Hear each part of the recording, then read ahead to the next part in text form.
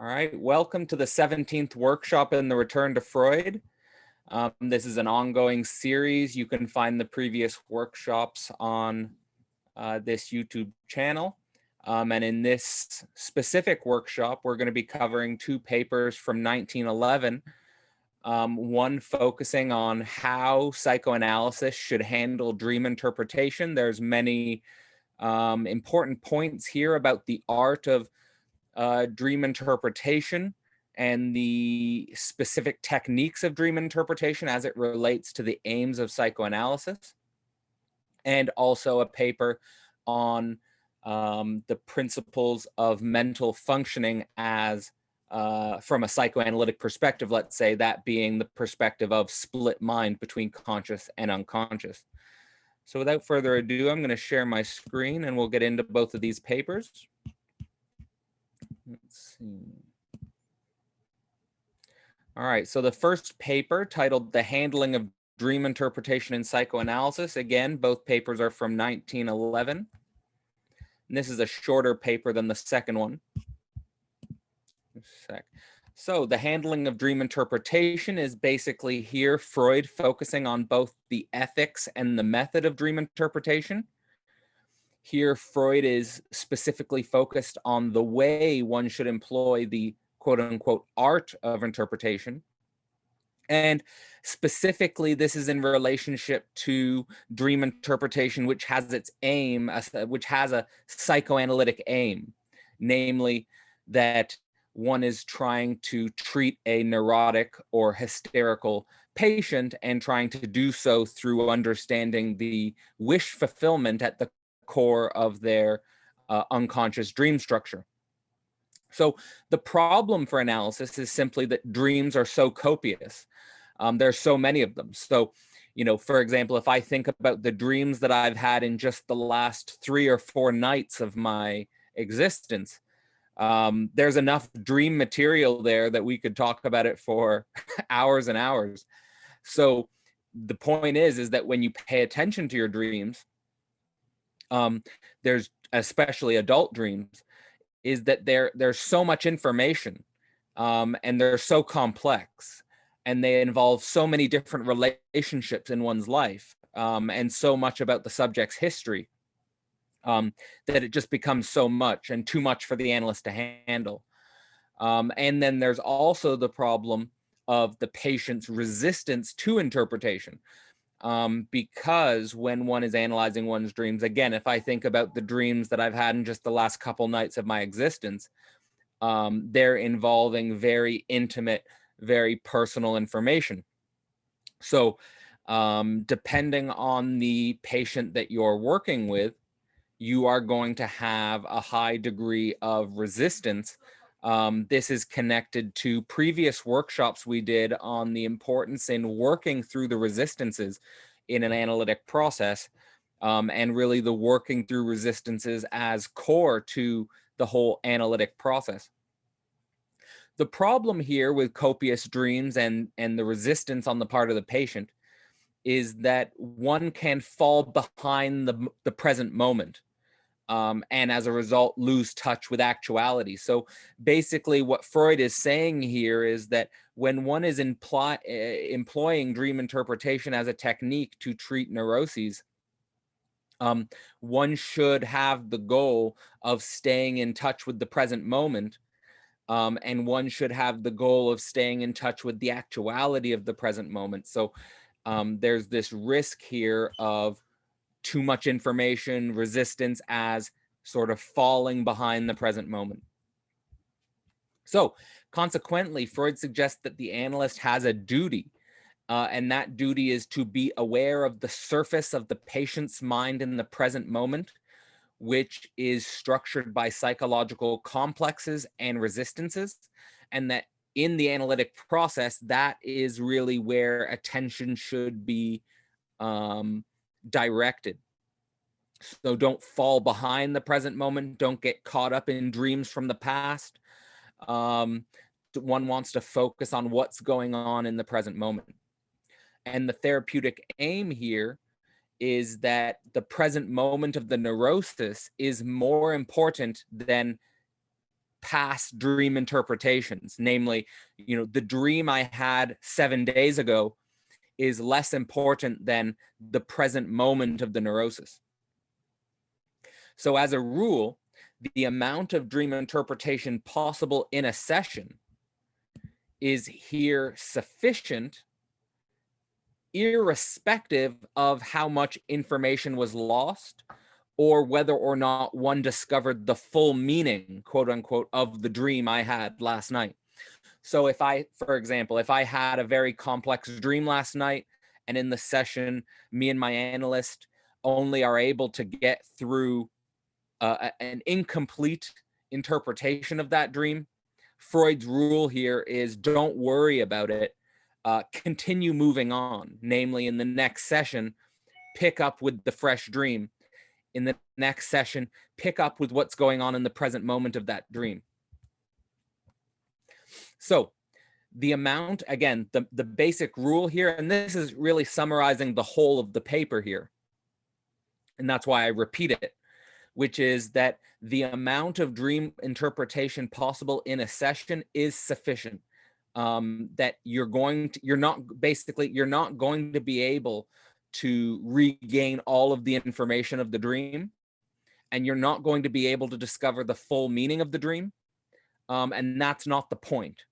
That the fresh dreams and the recent productions of the subject's mind are more important than the older dreams and the older content from, say, last week. So for example, again, I had a very complex dream 5 days ago. I had a very complex dream last night. The dream I'm dealing with from last night should have privilege and attention over the dream I had 5 days ago. The point is to focus on what's the freshest and what's the most present on the surface of the present moment. And ultimately here, again, connected to, and for anyone watching who hasn't already sort of gone through Freud's theory of dreams, again, one of the core elements of Freud's theory of dreams is that child dreams are very simple. Child dreams are very easy to understand in their totality, whereas adult dreams are very complex, and the more neurotic the individual, the more complex the dream, and the more difficulty one has in arriving at the meaning of the dream, or the core. And by the meaning of the dream, we're talking about the core wish fulfillment of the subject. So because in analysis, an extremely neurotic individual will have a very elaborate dream production, we're not going to be able to arrive at a complete solution of every dream. So in the context of a full interpretation, meaning the whole analysis, the completion of a whole analysis, which again, in Freudian psychoanalysis, we're talking about a process that may take years.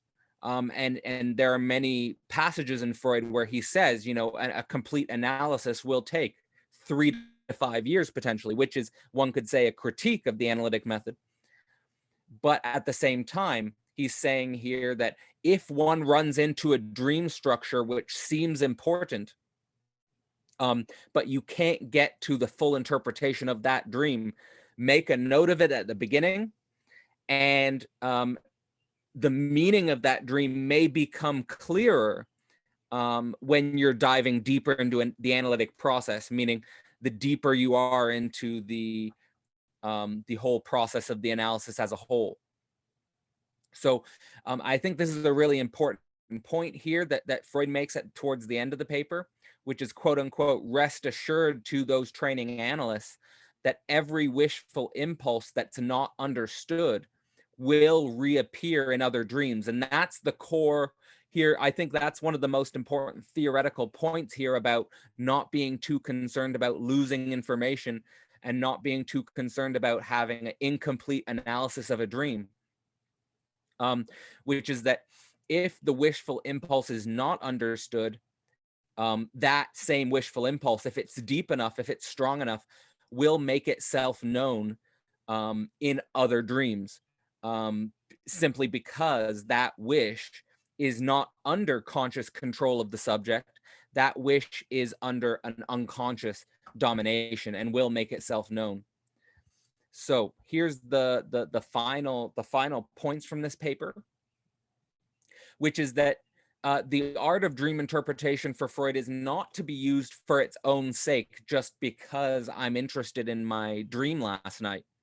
Rather, the art of dream interpretation is governed by technical rules in an analytic process, and that the point of the dream interpretation is always towards the therapeutic aim, namely the helping of the patient to become more aware of their unconscious impulses and to come to terms and accept the unconscious impulses at the ground of their mind, their unconscious psyche.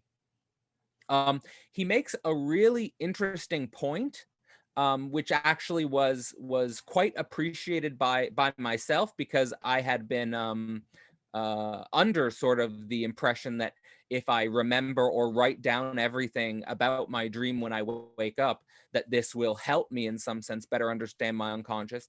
However, for Freud, he actually makes the specific point that discovering the core of the wish fulfillment has little to do with remembering and writing everything down once one has woken up, and that actually what's more important are the unconscious associations that one makes in a therapeutic process.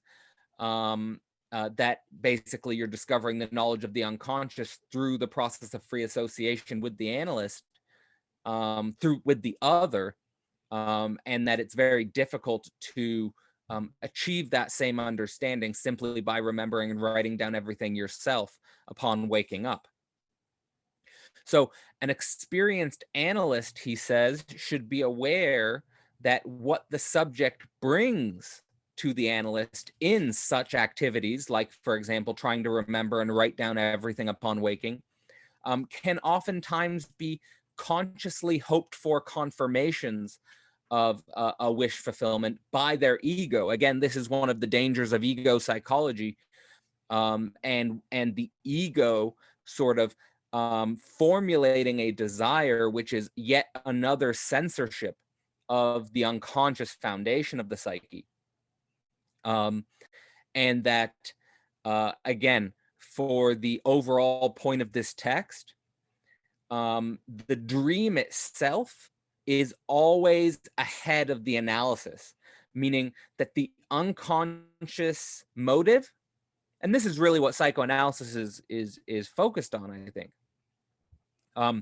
The unconscious motive of the psyche is always going to be one step ahead of the analysis, because the analysis is always after the fact. And here we're in a type of real which is forever hidden. We're in a real that's forever mysterious, namely the unconscious psyche here. And this is a really interesting point. You know, it's a small point, but it's actually a really important point, I think, when one thinks about this from a philosophical perspective, namely, you know, the attempt to know everything, or the attempt to develop a universal, complete theory of the mind. Freud's here saying that, you know, the unconscious mind always presents itself as a something hidden, something that is eluding our full understanding and our full knowledge. So I think that's a small but an important point, and that brings us to the end of this paper. And on the precipice of the second paper, namely also from 1911, titled Formulations on the Two Principles of Mental Functioning. And I here just want to connect this paper to previous workshops we've done, and the model of the unconscious mind here as a split psyche. And here we're going to go into principles of this split psyche. And I think that this is really foundational and really important, although dense theoretical text. But I think this is a fun one. So the start of this paper, Freud is pointing towards neurosis as both the result and the purpose being to force the patient out of real life, namely alienating them from reality. So here, reality becomes too difficult. Quote unquote reality becomes too difficult. Reality becomes too disturbing. Reality becomes too unacceptable for the mind to bear. And the neurosis is the result of this the split is a result of this emotional disturbance. And I'd even want to say here, in line with Freud's sort of developing understanding at this point in his career, that there are actually no quote unquote healthy individuals, that we all from some degree feel alienated quote unquote from reality, and this might even be traceable back to the whole birth process itself, namely that there is something disturbing at the core of the genesis of the psyche itself. But here, the overall point being that the neurosis as a psychological problem that makes it impossible for the subject to navigate the world, to bear its existence, is here the level of psychoanalytic intervention and attention, philosophically speaking. So he's basically saying here, we're at the point in psychoanalysis where we have to consider the psychological significance of the real external world, quote unquote, on the structure of our theory. And all of this, and this whole paper, I really think is important for those of you who are reading and interested in Lacan and the philosophical tradition that stems from Freud, because here a lot of philosophical implications are elaborated on in this paper. So again, with the unconscious mental processes, we're always dealing with older, quote unquote, primary processes, residues of early life. And this is very simple. We're dealing with the impulses, the desires, the drives that structure a early newborn infant.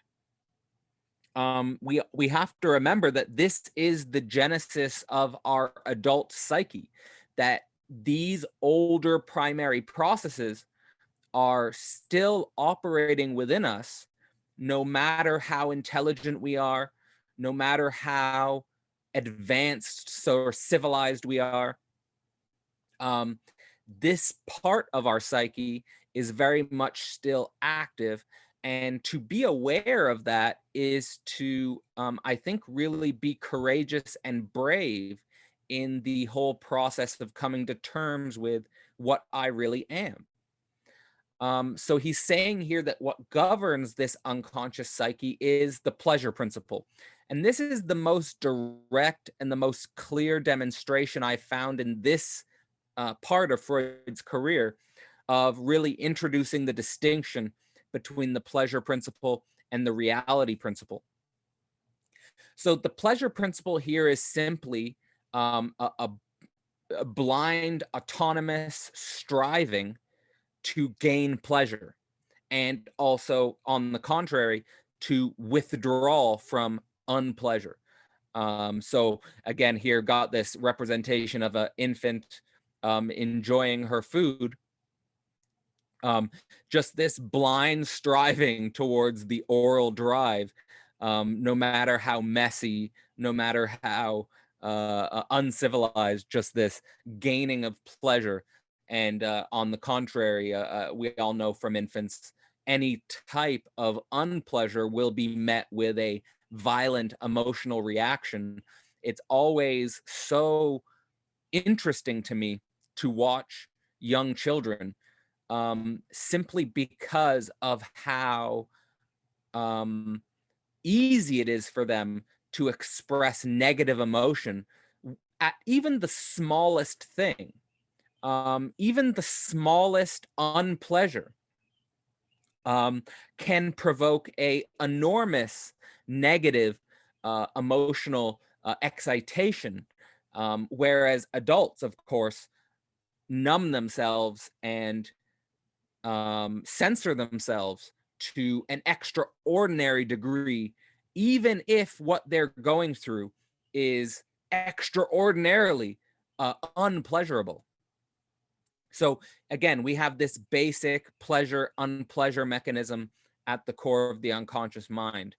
And that he claims here that the proof of the domination of this principle in the adult mind is both proof from the dreams at night, which are operating by this principle. Again, the unconscious wish fulfillment as this striving to gain pleasure or to reenact the primal scene, and the avoidance of unpleasure in the day, namely that we are putting a lot of time and energy into basically insulating ourselves from any unnecessary unpleasure to the degree that it's possible, basically.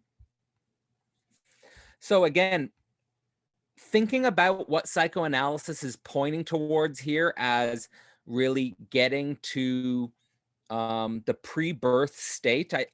Now this is my own sort of theoretical intervention on some level, but what Freud actually says himself is that the original psyche is at rest. I took this to, I imagined this to be an interesting way to think about the psyche in the womb, because of course in the womb our psyche is simply at rest. We're simply in a motionless state, held in a complete enclosure, and that our psychological movement, and this is very interesting to think about if one is meditating, which is that any psychological movement on the part of my self notion is often stimulated by internal needs. So like, for example, I found it useful that if you're meditating and you're thinking about bringing yourself to a enjoyment in psychological rest, to watch how your mind stimulates you or provokes you into movement. And in my watchfulness of my own mind, I definitely see the first impulses to movement being the attempt to meet an internal need. So it's interesting to think about this this dynamic here. So he says here, because of perhaps even the existence of the individual psyche, you here have the absence, in some sense, of a deep internal need, which then becomes hallucinated in a wish fulfillment to satisfy that need. Of course, we can think about the way an early infant cries and wails for the comfort and the security of their mother or a primary caregiver, whether that's for food, for sleep, for safety, security, being held closely, is often an important need. And also interesting to think about in our contemporary society in terms of the act of holding close, of intimate embrace. And that here the reality principle juxtaposed against the pleasure principle is simply disappointed experience, or reality that is quote unquote disagreeable. I've often said in my own personal life that Lacan's real is something that might be understood as that which resists the present moment of your desire.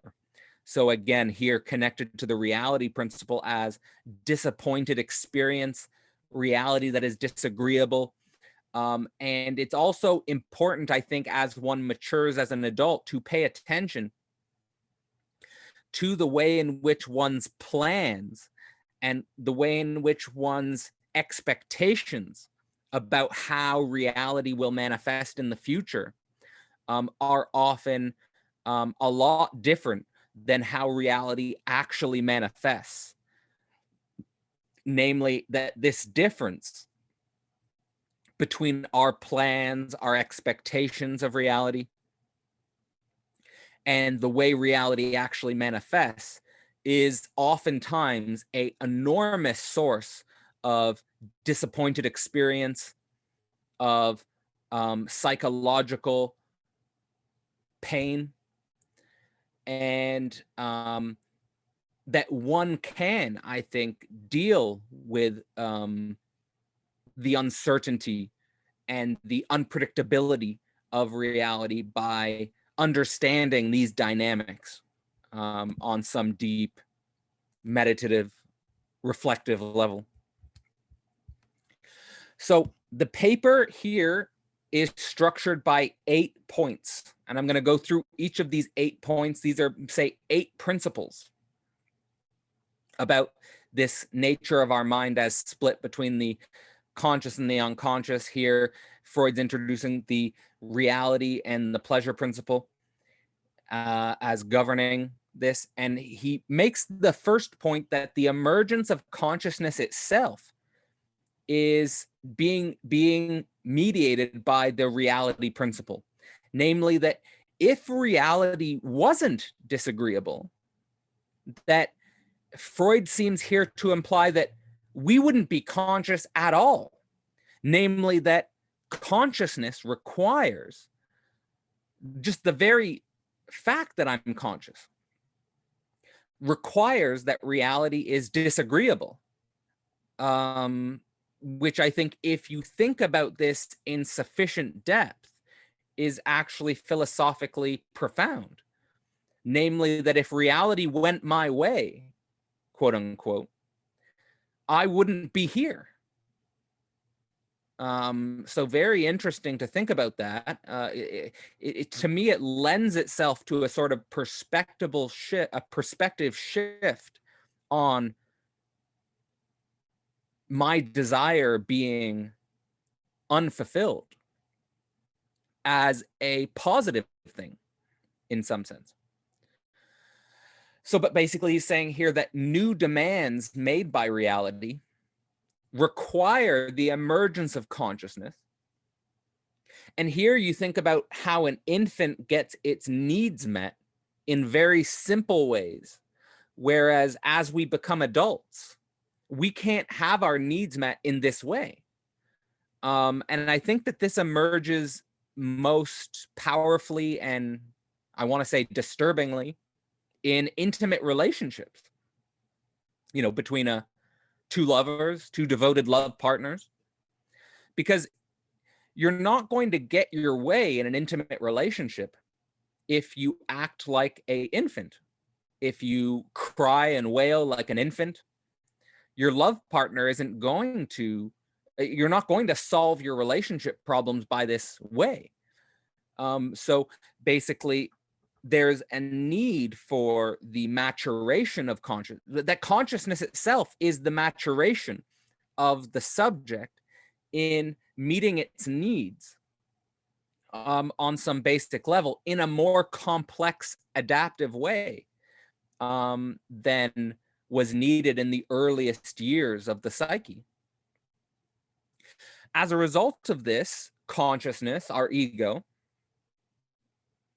becomes extremely, let's say, tethered to or correlated with this significance of external reality. Well, because the whole reason it exists is to deal with this external reality.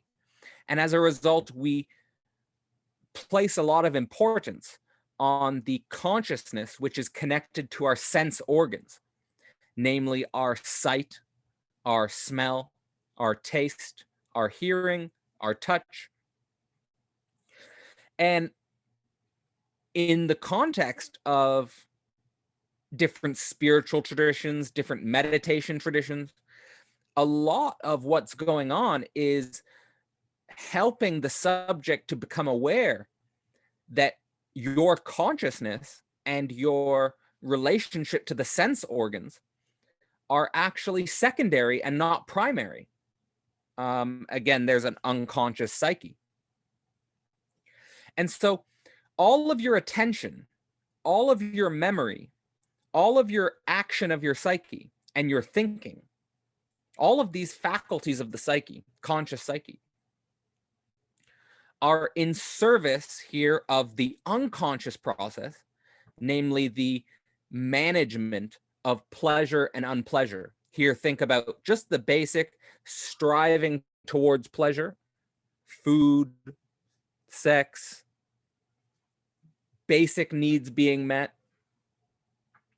and staying away from unpleasure. The second point is that one can become lost in a pleasurable fantasy, namely that there's a tendency of the mental apparatus, the psychological apparatus, to hold on to a source of pleasure. Again, because that's at the core, all of the attention, all of the memory, all of the thinking is to hold on to this source of pleasure, and a difficulty renouncing a source of pleasure. So I have, for example, certain attachments to food, which are difficult for me to renounce. I have explored that relationship in, for example, fasting, where you become aware of a deeper self than the egoic self, which is telling you to seek this source of pleasure and has a difficulty renouncing it. So the importance, however, the importance of being aware of these dynamics of the pleasure, unpleasure, unconscious, is that if one is not careful, that one can be totally withdrawn from what Freud calls reality testing.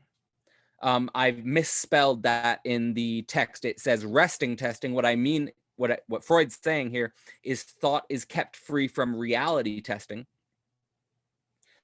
and that it remains subordinated to the pleasure principle alone. And to be honest, I see most adults in this problem to some degree, namely that we stop testing for what's really real because it's unpleasurable, and we remain isolated and entrap ourselves ultimately in subordination to the pleasure principle.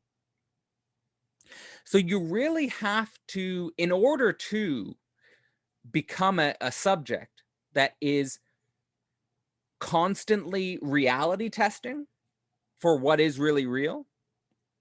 And this is where I think this is interesting philosophically, spiritually, on many levels,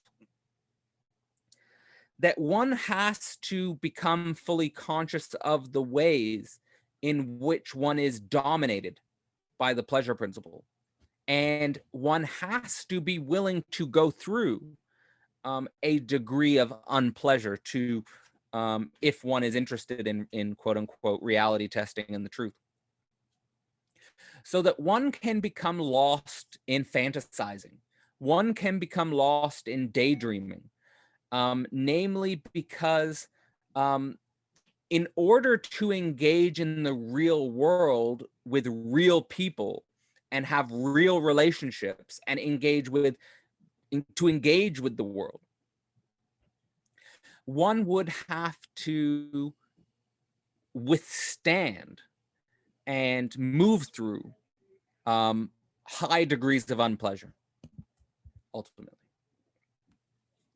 So, of course, Freud tries to tie this to the theories of sexuality, namely that The repression of pleasure by the reality principle, first off, happens gradually, and that one can observe this in one's own existence by realizing how, as one gets older, as one develops as an adult,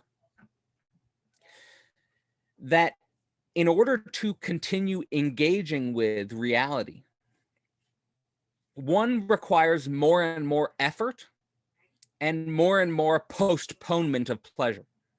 And in, for example, connecting this to some degree to Schopenhauer's philosophy, where Schopenhauer would say something along the lines of the correct telos of the psyche being something in line with the great spiritual masters who had become aesthetics. And to become an aesthetic is someone who has put in an enormous amount of effort and has someone who has postponed pleasure to the furthest degree possible, where there is no more regulation of the psyche by pleasure. So this is deep and dark on some level. And Freud makes a further very important distinction, I think. And again, when I observe this in my own mind,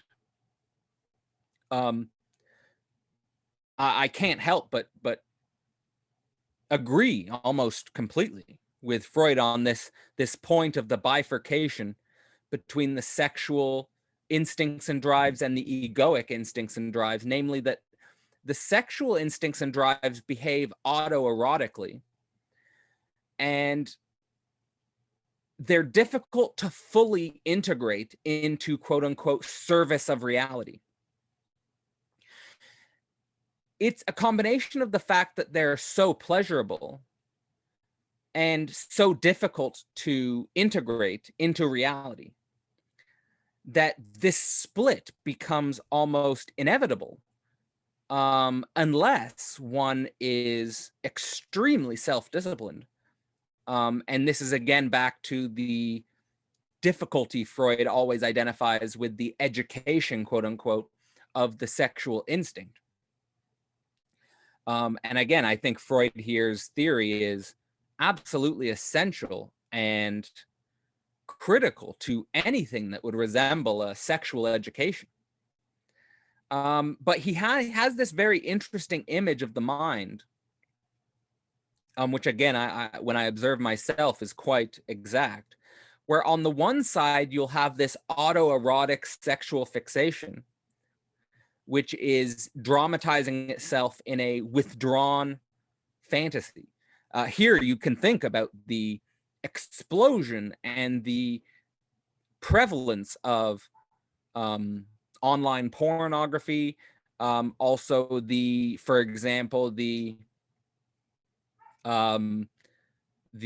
attraction and the popularity of things like hentai or just any type of fantastical dramatization of sexuality. And then on the other hand, you have the ego instincts and the consciousness, which are always presented as desexualized or non-sexual or somehow sublimated. And I guess what we're here thinking about when we're thinking about the education of the sex drive, what we're thinking about is the degree to which the sublimation is authentic and the degree to which this split within the mind has been integrated into conscious awareness. The fourth point, pleasure versus reality ego. Now, this is also a very interesting point, which is that, and again, when I observe myself, I feel it's quite accurate. That the pleasure ego can do nothing but wish and work for a yield of pleasure / avoid unpleasure. In other words, the pleasure ego, as we become older, becomes increasingly impotent, because as an infant, this pleasure ego has a certain strength, if only because its parents are doing their job.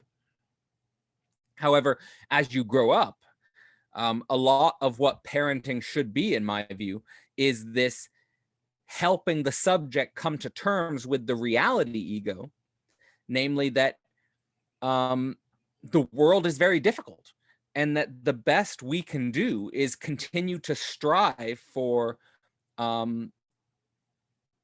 what's most useful to the telos of our mind, and also guard against damage. Now, I don't think that this covers the entire field of the psyche, but I think that this is an important distinction to think about.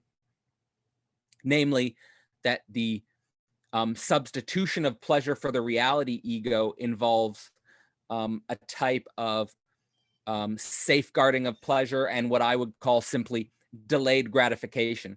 That delayed gratification is absolutely essential to becoming an adult. And at the same time, there's some paradoxes when we think about the major epistemological structures of our civilization.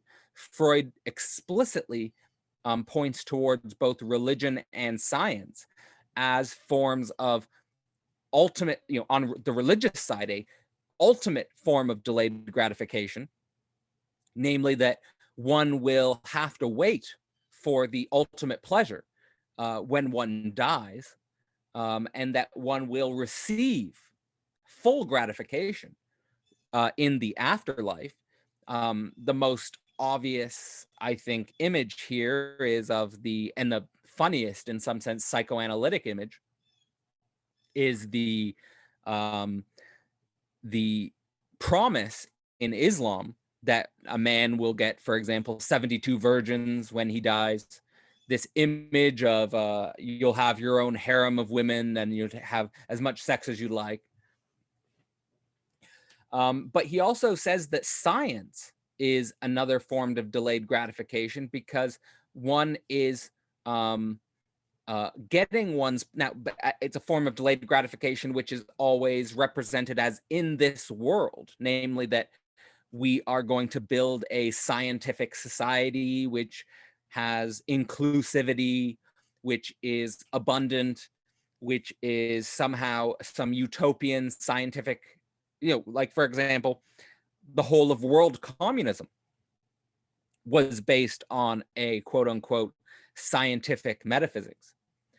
So it's another representation of this delayed gratification. Now, I think that here we reach many paradoxes of how are we to interpret this delayed gratification, and because of course Freud is against, in many ways, religion here selling people on a myth of a full gratification in the afterlife, and he seems also to be quite skeptical of science's motives here on the level of the unconscious. So I really think, again, this is another point which requires deep philosophy, new thinking, perhaps. I really like, it's a short point, but he makes a short point about education from the perspective of the unconscious. And the central point I want to make is about the love from the educator. But first, he simply makes the point that what education is the attempt of the pleasure principle to conquer the reality principle. And again, this is paradoxical because, as I stated in the beginning, Freud also seems to suggest that if the pleasure principle were to conquer the reality principle, consciousness would cease to exist. So interesting to reflect on. Now, education also seeks to basically, in this process of conquering the reality principle, to aid the development process which affects the ego, namely to help the individual to either come to terms with the reality principle or to maximize its capacity to express and maintain the pleasure principle. Now, I think the most important point is that all of this education process functions on an unconscious offer of love from the educators. And he makes the point that the education fails if the child thinks that it possesses that love from the educator and that it cannot lose that love, whatever happens. This is actually, I think, foreshadowing what Freud discovers in the end of Analysis, where he starts to introduce the idea of the death drive. Namely that people who appear to have resolved their neurotic impulses start to recoil at the possibility of ending the analytic process, namely because they have developed an unconscious love attachment on the analysts themselves. So this unconscious transference of love is also operative in education. And that I think we should be aware of this deeply. And I know it's something that I have also experienced myself, and it's been traumatic. Namely that I thought that I somehow had a right to possess the love of my educator, and that I couldn't lose it. All of this was happening unconsciously. But I really think that knowing deeply that this love is something the educator cannot give, and that you can lose this love, and that you're going to be fine, is extremely important aspect of the mature development of the psyche. So on to the sixth point of art. Freud again points to art as a important and necessary phenomenon from the point of reconciling one with reality and sort of using one's neuroses as a gift. I think the more I think about it, the more powerful it is of an idea, and how important art is in helping us to develop as individuals. He claims that the artist originally withdraws from reality, and then, crucially, and this is, the artist seems to here to be a perfect figure to juxtapose against the sort of monk-like withdrawal. That where the monk withdraws from reality, the artist returns to reality. And that this return to reality is in the full play of life of fantasy. And this is important to consider in the perspective of the end of Analysis and the traversing of the fantasy, that one brings one's fantasy in a much more conscious way to life. And that if one becomes a type of brilliant artist, that one is bringing special gifts, quote unquote, as truths of a new kind, what Freud calls precious reflections. So the artist here as a hero depends, and so basically who will appreciate this art are the others who see their own neurotic dissatisfaction in the representation of the artist. And I think this is a crucial philosophical point that Freud makes, is that this whole process of the artist bringing to us truths of a new kind are a part of reality itself. I think this is actually a Hegelian point. So, seventh point, the development of this pleasure reality ego. That the standard way in which the sexual instincts, the autoerotic fixation of this pleasure principle, basically, is that traditionally speaking, they become a part of the reality ego when they are fully sublimated, or at least as much as possible sublimated, into object love and procreative service. Now, we can think about here marriage. We can think about here having children. However, I think it's also useful to think about object love in service of procreation in an artistic way, in a philosophical way. Again, I would say that my very performativity in this moment is an adaptation of this type.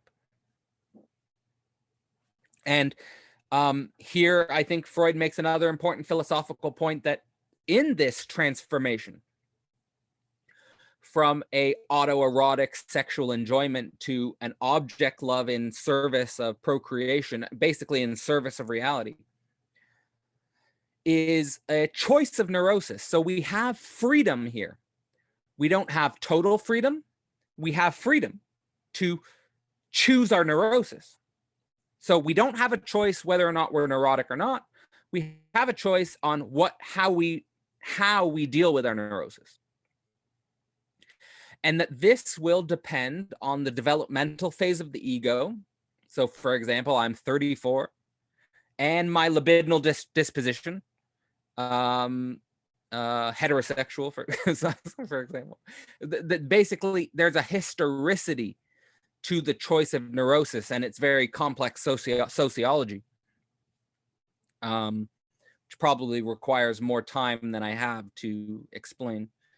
But this is, I think, an important philosophical point, this choice of neuroses.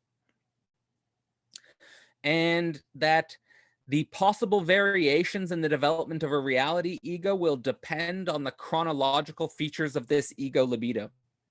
So here, again, I think Freud is pushing towards really interesting territory when it comes to the philosophical implications of psychoanalytic theory and the existence of the unconscious.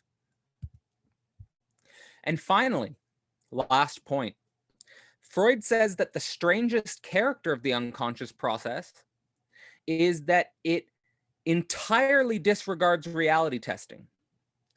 So you here have this sort of juxtaposition in the split mind. On the one hand, you have the unconscious pleasure principle, which is autoerotic, which is spurring out its own fantasies of probably its original restful state, ultimately wants to die, wants not to exist, wants not to be conscious.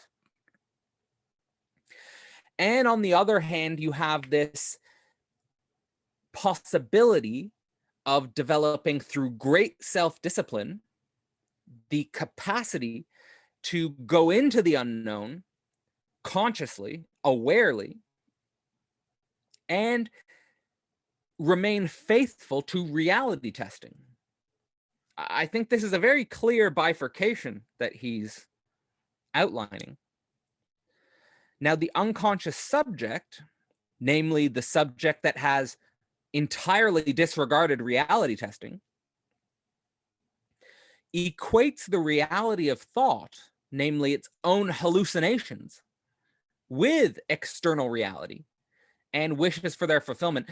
You'll see this basically most common in the mechanism of projection, where people are not engaging with you as an actual entity. They're engaging with the hallucination of you. They've hallucinated an image of you, and they have a wish, a motive, an unconscious motive, which is not to be obeyed, because they are extremely pathological. They're not interested in reality. They're not interested in engaging with you. They're interested in the actualization of their unconscious motivation structure.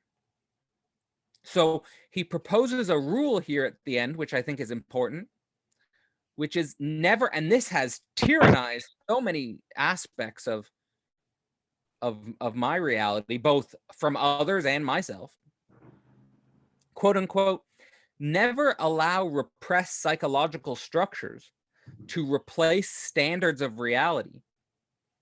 The whole sort of craziness about modern social theory, I think, can be viewed through this lens, where repressed psychological structures are imposing themselves onto the standards of reality. Most of the activist disciplines are engaged in this type of behavior. And this is so crucial, this last point, and I'm going to make a special final point after this slide about this last point, because I think it's so absolutely crucial, which is that the whole way in which one disregards reality testing and sets up the unconscious processes is to avoid self-reproach after the loss of a loved one, namely that one has an unconscious death wish. And this capacity to avoid self-reproach, namely that one, at the core of one's own unconscious motivation structures, oftentimes the person you love the most is the person you want to kill. I think this is so important. Now, in order to demonstrate how important this is, I'm going to give a sort of special interpretation of the relationship between Freud and Jung. So this week, I read a chapter from Memories, Dreams, and Reflections by Carl Jung. And there's a chapter in this book which deals with his relationship with Freud. Now, I highly recommend reading this chapter because I think it's clear. I think he honestly goes into the differences between them. And again, I've gone through these differences you see on the right-hand side. I've gone through these differences at length in a podcast, which I will leave in a link in the description for those watching on YouTube, on the differences between Freud and Jung. Namely, what I think is at stake in their difference is the unconscious reflexivity emphasized by Freud versus the collective unconscious, the sexual libido highlighted by Freud versus the unsexual or the desexualized libido highlighted by Jung, and the importance of the dialectics of speech highlighted by Freud versus mystical knowing highlighted by Jung. However, what I want to emphasize here in this last point is that Jung goes into detail talking about how the cause of their split and the loss of friendship. Now, remember that Freud was Jung's mentor and that Jung had, he admits, father projections and idealizations onto Freud, and that their split was caused when they disagreed on an interpretation of one of Jung's dreams about him finding a skull in the basement of his own house, metaphorically his psyche. Now, Jung's interpretation was that he had discovered the collective unconscious. Again, sort of abstracting, in my interpretation, abstracting himself away from the level of unconscious reflexivity, abstracting himself away from his own motives. Whereas Freud's interpretation was that Jung had a death wish, namely the wish to kill Freud. And this was the cause of their split. Namely that Jung, from Freud's perspective, wanted to kill him. And again, this is the level of self-reproach, which I think is so important to know about oneself. I know in my psyche that there are people who I love dearly who metaphorically, there's also a type of death wish, not literal death wish, but a type of breaking, a type of loss, which I will self-reproach against myself, thinking or admitting or accepting. So I think this is an important point. Now, Jung ends this chapter by saying, quote unquote, this is a direct quote from Jung, the assimilation of the fundamental insight that psychic life has two poles still remains a task for the future. So I think that here there's a lot at stake philosophically. Here Jung is admitting that the psyche is split Jung is admitting that he has not solved the mystery of this psychological split, and that his break with the individual who discovered it was based on their own embodied social historical tension as mentor and mentee, father and son. So I think that this is worth thinking about. I thought that this was a nice sort of way to conclude this summary of this paper, and I will thank you for your attention first and foremost, and let's get into it. I'm gonna stop sharing my screen.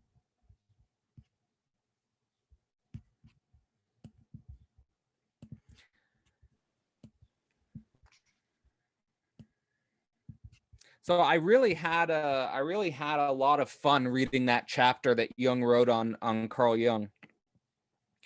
I think he goes into the differences that they had with the collective unconscious versus the unconscious reflexivity, the sexuality of the unconscious. It's just that there's a disagreement, and I think that there's a lot at stake philosophically in sort of not making a straw man out of either position. Really going into what's being said here and what we can think here. I wanted to ask a question in regards of the first paper, because sure.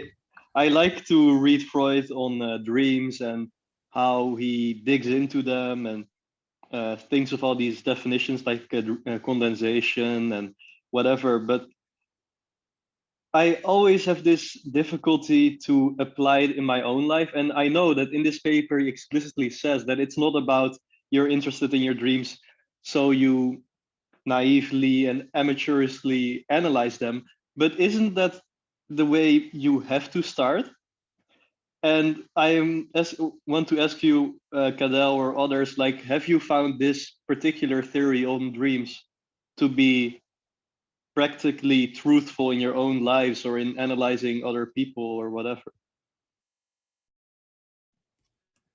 Well, I think that the first point I want to make, and that sort of I also learned in reading this paper, is that the important point is not necessarily the remembering and writing everything down. It's much more the free associations that you have with an analyst about your dream. Like, because you're going to discover through those free associations dimensions of your dream, which you can't just discover simply by yourself without the other there as a type of mirror. That's sort of like the core point I wanted to say. And then in terms of like how I've found this personally useful in analyzing my dreams, is that I will often have very complex romantics or somehow libidinal story structures in my dreams with people from my past. And the importance for me of Freudian theory is realizing that what this story is trying to tell me is sort of a mask or a distortion of a core wish, and that the elaborate mechanisms of the story are in some sense defenses of this core, because the stories are always so paradoxical. The stories are always so frustrating in some sense, like, and so strange. Like I had a dream this past week where I was on this huge, I don't go into fucking my own dream, but I was on this huge plane that was crashing, and there was a romantic story going on while this plane was crashing. But like, what the heck, man? Like like why am I on this crashing plane while this, and that is just a background for this romantic story which is playing itself out while I'm on the plane. But Freudian theory helps me to understand that there's a very elaborate condensation here, which is masking a probably simple sexual wish, if I could go into it. And but I'm not, this is not my analyzing my dreams. Yeah, and also I would like to say that when we compare Freud's theory to something like the theories of neuroscience about dreams, it's really simple when you compare them. It leaves no space for mysticism in regard to dreams. But when you take, for example, somebody who is in today's neuroscientific discourse trying to grapple with the phenomenon of dreaming, they sort of they have this like unfortunate consequence of their approach, that they have to mystify dreams. This doesn't happen in Freud, and the way that a neuroscientist would approach the dream would be that dream has to be about some kind of like real objects in the ordinary life, and they have first of all cut the dream from the mental life of the person, whereas for Freud, dreaming is about the location of desire. So it's much more simple. It doesn't seek for some kind of correlations. I would add to that also that Freud, of course, did his own auto-analysis. He interpreted his own dreams, the most famous being the first one he starts the Traumdeutung with, the dream of Irma's injection, which, arguably he didn't go far enough in that, and he even admits that he didn't go far enough in that interpretation. One of the things that I would note as well is that, at least for me, I can very rarely remember any content of my dreams. And so I would have to write them down, jot a note or something, some relevant details, if I were to get anywhere. And also that one of the things I've noticed, and I had this experience last night, that I can have a dream, a very charged, erotically charged dream that really shakes me to the core of my psyche.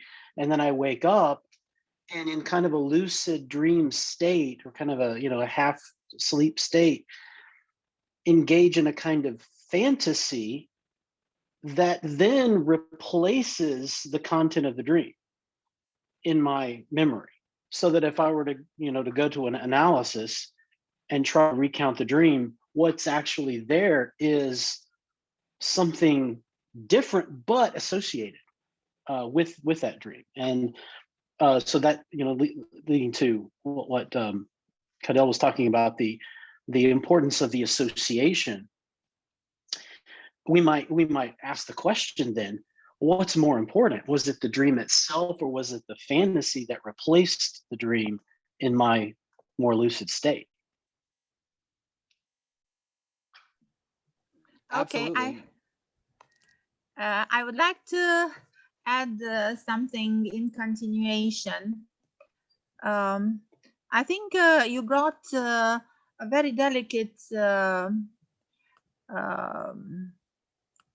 differentiation we can try to do in a philosophical way.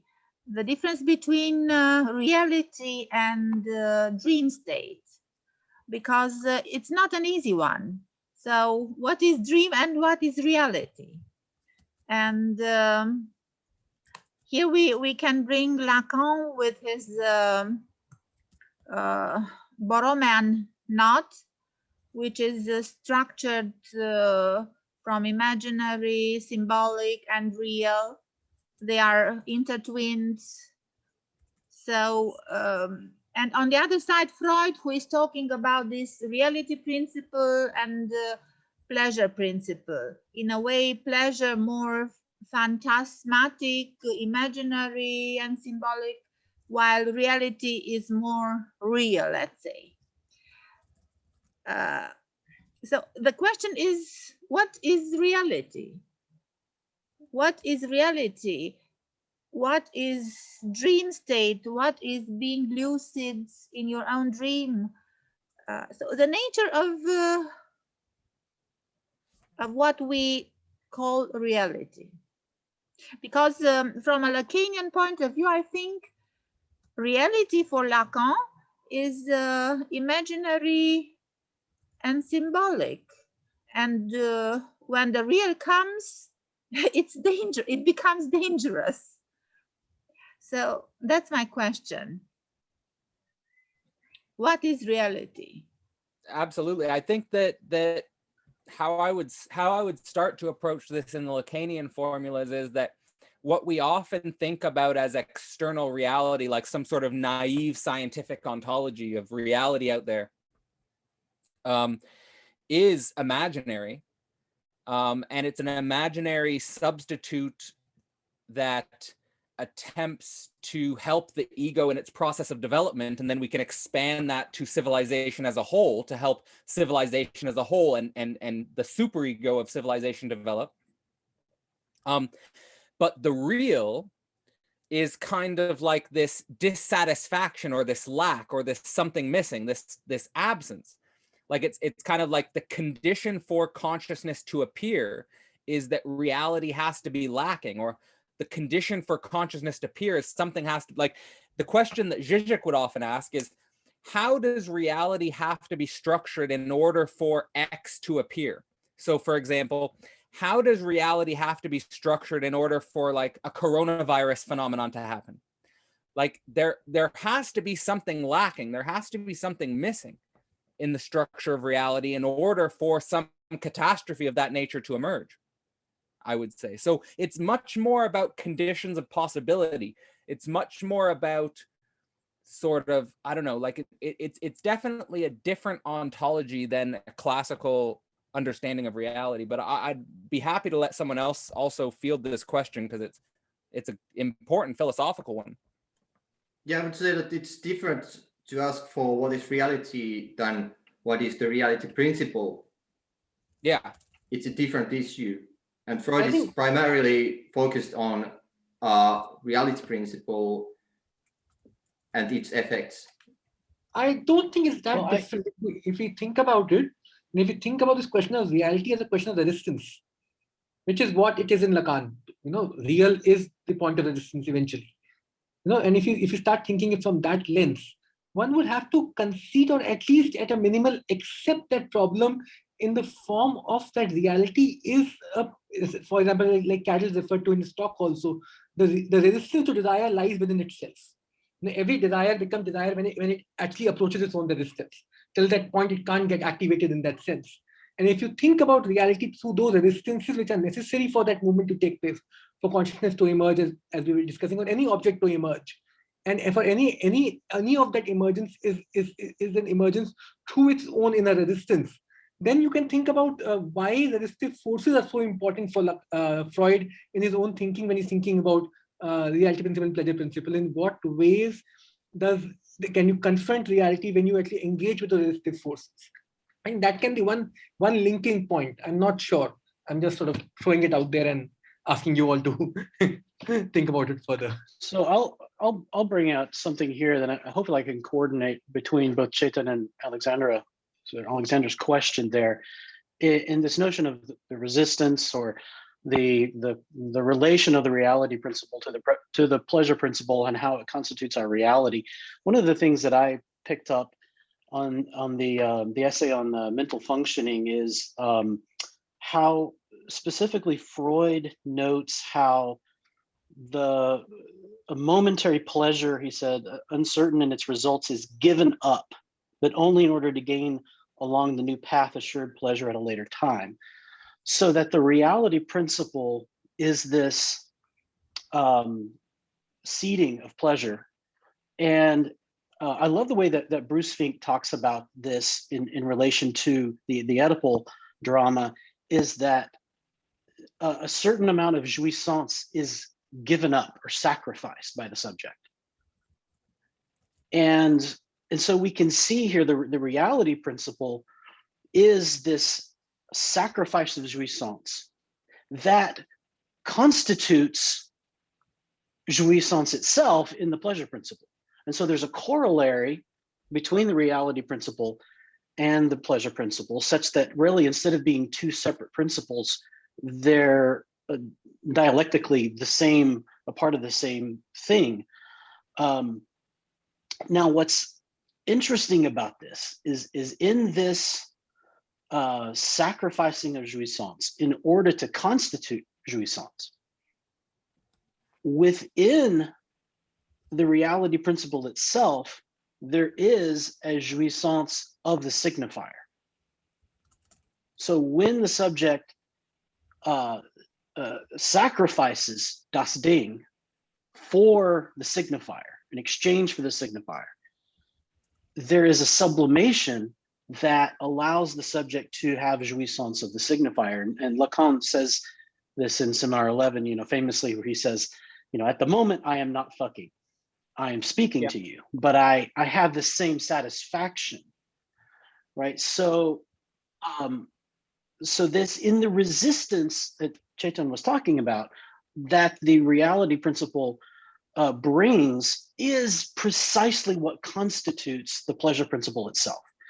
And we can see this in the place where this process fails, and that is particularly in both perversion and psychosis, where the function of the father, the paternal metaphor, has failed. And Fink wonderfully, he describes this as there's an invasion of jouissance, where the perverse subject or the psychotic subject is assaulted by their jouissance. So in order for the pleasure principle to actually be pleasurable, there has to be this reality principle that resists it, that keeps it in check, and that through the reality principle itself, there's a sublimation. And this is why Freud then talks about art and education and so on, where there is this sublimation. All of culture itself really is this kind of sublimation.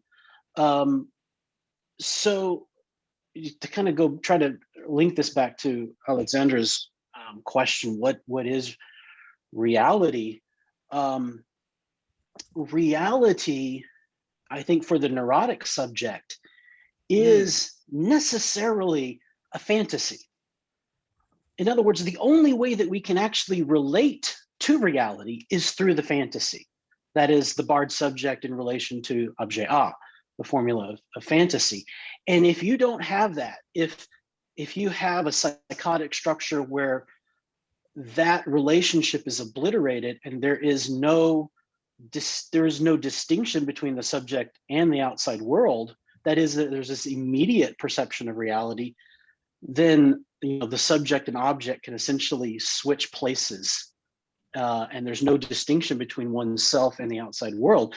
So the paradox here is precisely that fantasy is reality, and negotiating that distance between ourself and das Ding is the whole ball game, really. And that's, you can see all of that in Lacan's Seminar 7, which I was also going to reference, but I'll let everyone else chime in. I would just like to add to what you're saying there about this paradox of fantasy as reality in the sort of like the social or the historical mediation of something like science or religion, for that matter, where, yes, okay, on the one hand, maybe the naive scientific ontology is a fantasy, but it's sort of an important socio-historical stage of the development of our collective fantasy in some sense.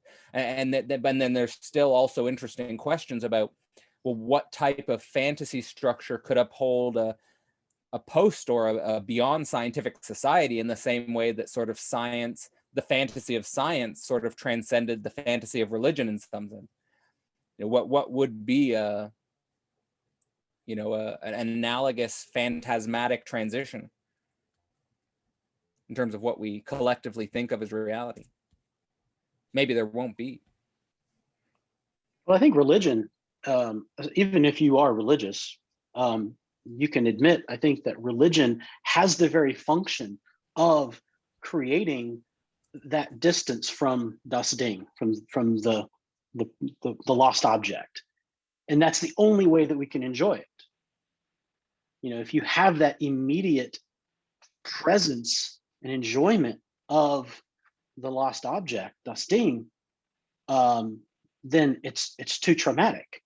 And so all of these structures, religion, art, culture as a whole, is collectively functioning in order to create that necessary distance that we have to have.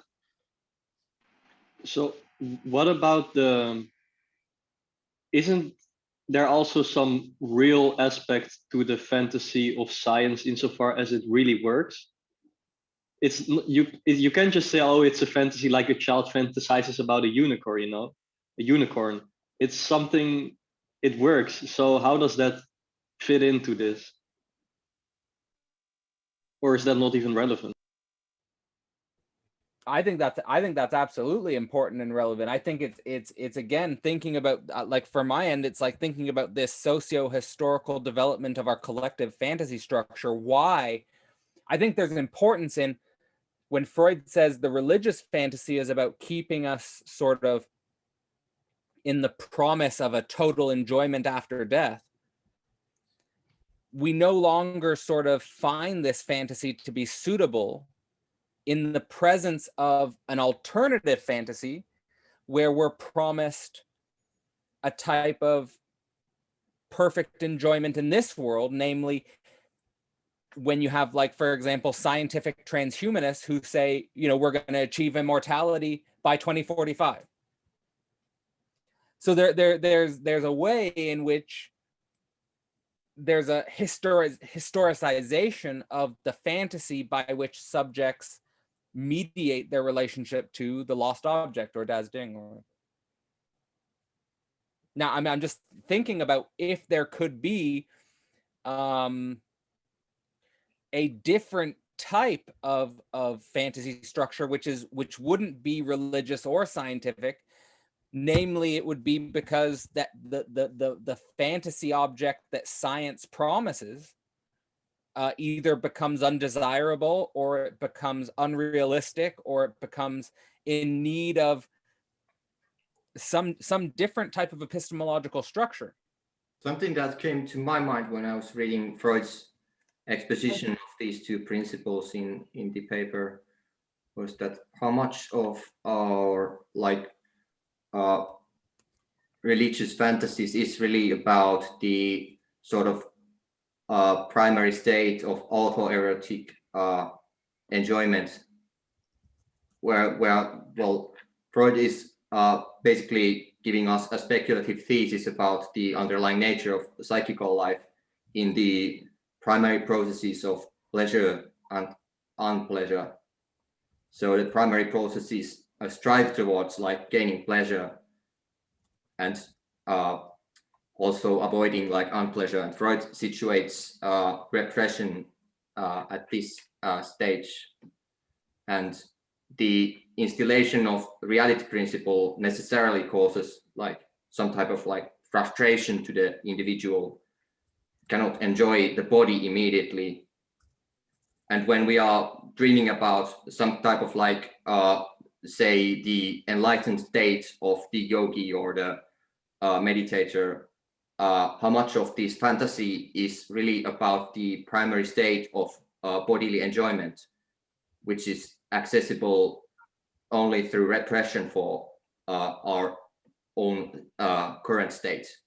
So it's a kind of like an ideal, I think, which serves the kind of like discursive function for the community of believers in the religious circles, in like Buddhist circles, or Freud is basically, I think, focusing more on the kind of like Christian view of promise of afterlife, whereas for the yogi or the kind of like mystic, the kind of like ideal state is something that somebody somewhere has attained, and they are all striving towards that sort of state, samadhi or whatever.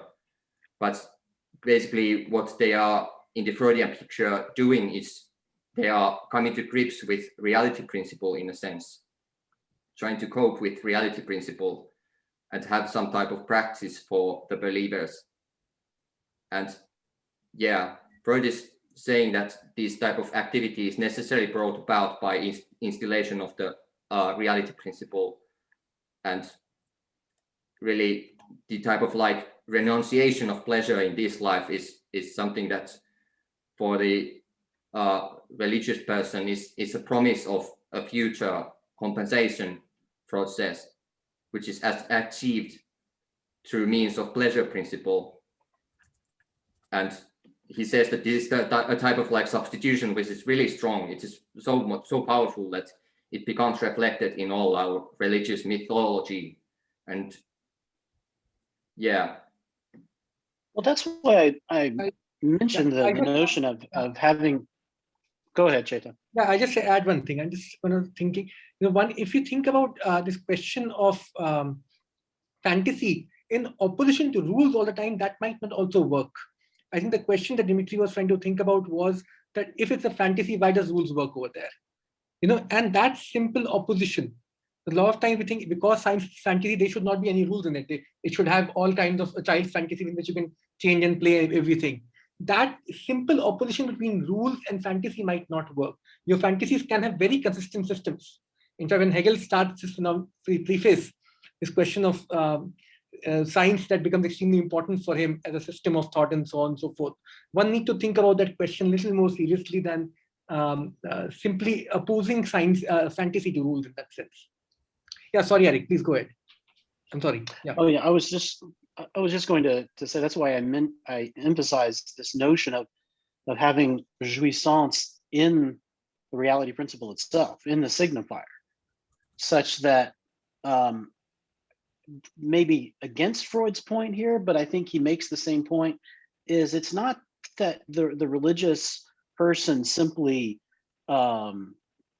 endures the reality principle for the sake of a future enjoyment, but that he enjoys that very thing itself. And it's like what Zizek, the example that he gives about the monk that fasts. He is eating something when he fasts, and that something is nothing. And so he gains enjoyment from consuming nothing, as if it were a something. So that there is this sublimation even of the reality principle itself. And I think there's a point where we do enter into the domain of the beyond the pleasure principle here, where as Lacan, the early Lacan, equates the death drive in Seminar 2 with the symbolic order, the dead letter of the signifier. And so there is this within the symbolic order, the signifier, there is this institution of the drive that is itself what constitutes or props up the pleasure principle. So I think and that's very difficult and very, very confusing, and I barely understand it myself. But I think there's a connection there to. Well, in order to sort of hopefully make, I think you're making a really important point, and hopefully in order to make this a little clearer, I just want to give this example of the about the religious subject who's actually not religious simply to endure the reality principle for the future of enjoyment, but actually enjoying their very discourse as a religious subject. So like the enjoyment they would get in describing, for example, the metaphysical structure of Christianity to you, or the enjoyment they would get in sort of praying around the dinner table, or the enjoyment they would get at the various different community activities that they would be engaged with as a part of sort of the symbolic order of the Christian community. Like all of these aspects are I think sort of, capture a dimension of this enjoyment in the symbolic order itself. I think that maybe my point would be simplified if I just try and simplify the picture by saying that the type of like meditative life that is strived for in the religious practices of yoga and Buddhism is the type of like a recognition of the primary processes of the psyche, in a sense. That's how I see it. Whereas I think that Freud is doing something else. He is working by embodying the speech in the history of the subject, and there is a crucial difference here, and perhaps we can talk about it in terms of ideals also. But that would be a far more far-reaching topic than I can go into right now. I'm not very sure, but I think it would be interesting to look at Weber's work on Protestant ethic and the spirit of capitalism, where he's making a distinction between this worldly and otherworldly religions. So when we talk of Buddhism and all these Eastern religions, where we find these otherworldly religions, which largely work on suffering and this idea of delayed gratification, as against Protestant ethics, and which becomes this worldly. And ironically, how this worldly doesn't mean that you are confronting reality. On the contrary, this worldly is such an inversion into within your own self that somewhere it also led to capitalism and the kind of hedonism that we can see today, where will there be a reality also, and how distant we are getting from the reality.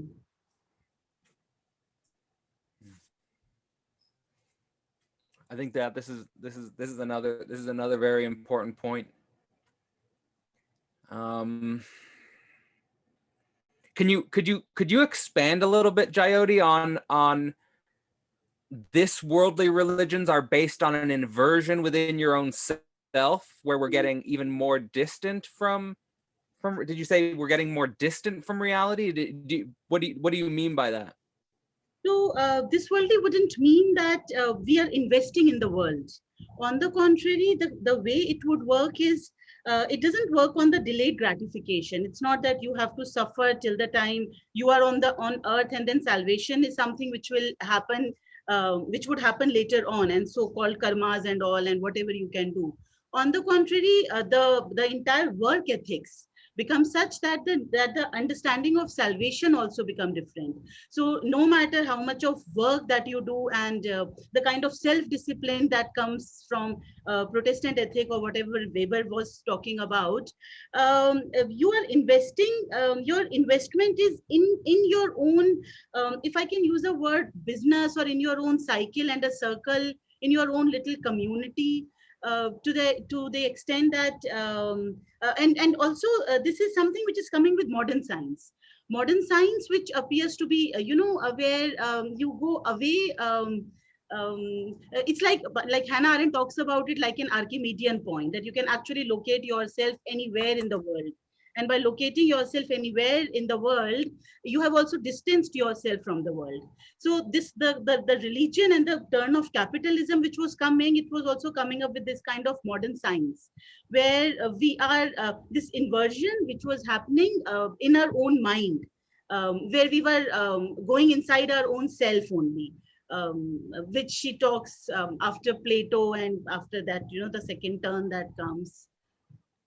I don't think I'm very articulate on that.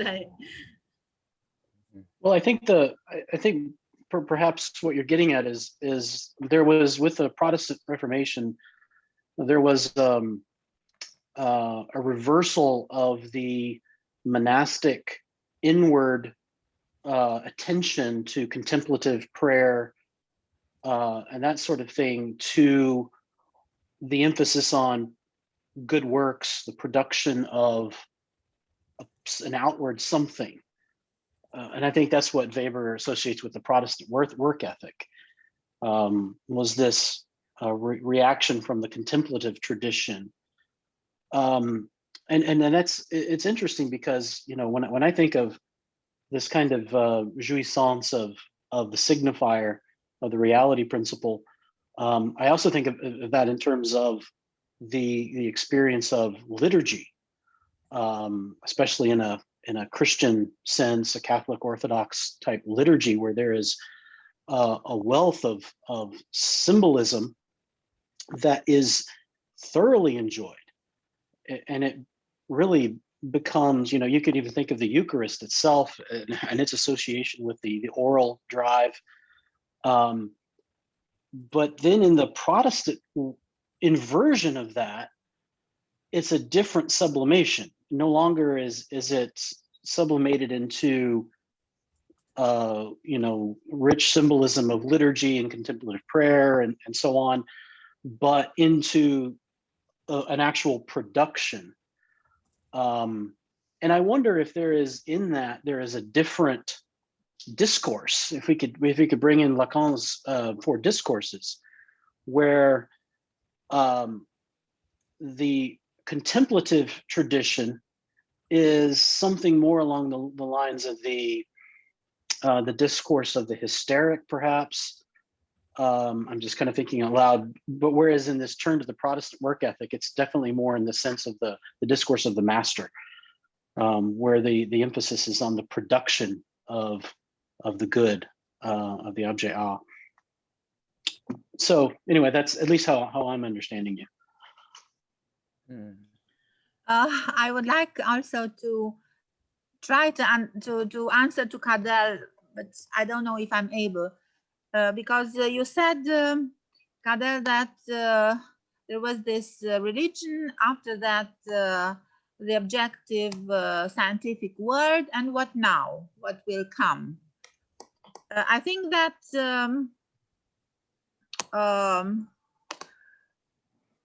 by thinking and by living, we produce, and by knowing and discovering, we produce some paradigms, and they take power, and one of them is the most powerful, and it creates a kind of reality, concept, and way of experiencing in a common sense.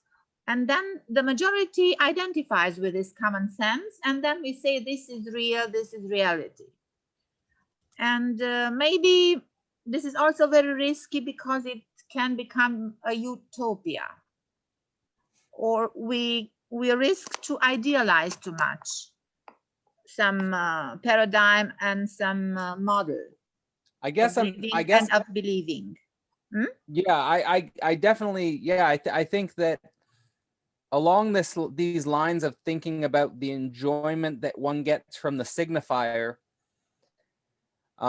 it's clear, I think, when I, like, for example, if I think about all the scientific conferences and the scientific social dimensions, there's an enjoyment that the subjects get from, for example, being biologists, or there's an enjoyment that subjects get from, having the goal of, say, for example, developing CRISPR technology that will extend our entire genetic capacities to be humans. But there is also an enjoyment from obeying to the big signifier. Absolutely, and being a part of the whole science club with the big S. Yes. I'm just wondering if there's a crack in the, like, I sense a crack in the edifice of this metaphysics, because there are more and more people with a scientific background who are coming to terms with the fact that science does not give them a sort of complete metaphysics or a totalizing worldview. Yes, and my continuation is that maybe, I don't know, a future alternative would be just daring and letting the other manifest his singularity.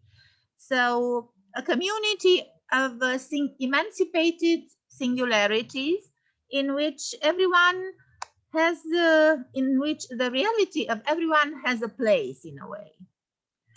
So not fighting for a common sense and excluding the exception, excluding the scapegoats, but a space, an open space, an empty space in which everyone has as singularity his right to his reality. And it's not anarchy, it's just having the right to live your own singularity without being judged, without being crucified, and that's in a way what I would like to think about. Definitely interesting to think about. I think there are many paradoxes in the actuality of such a possible society. Namely because I think Freud's mentioned many times how if you just sort of let out your unconscious to the others, people revolt, they don't like it. That there's something about the maturation of the consciousness towards the level of an artist where the same fantasies which were disgusting or revolting become special, precious reflections on reality after the process of sublimation has occurred. So I do think there needs to be sort of a dialectical or a processual understanding of the emergence of singularities. Like, and also like you'd have the paradox of like, if everyone's their own emancipated singularity, what about the guy who's like Ted Bundy? You know, like I'm just as a ridiculous extreme example, not, but like, you know, but you just let all the things out and you're going to have people who are, you know, you're going to have horrible things that could emerge. No, it's not so radical, because in the same time, the others are present and they will, in a way, make an equilibrium in a way. I think maybe I'm also utopian, excuse me. I just think there needs to be, we need to think about how such a structure can be developed. From itself with big S. Yeah.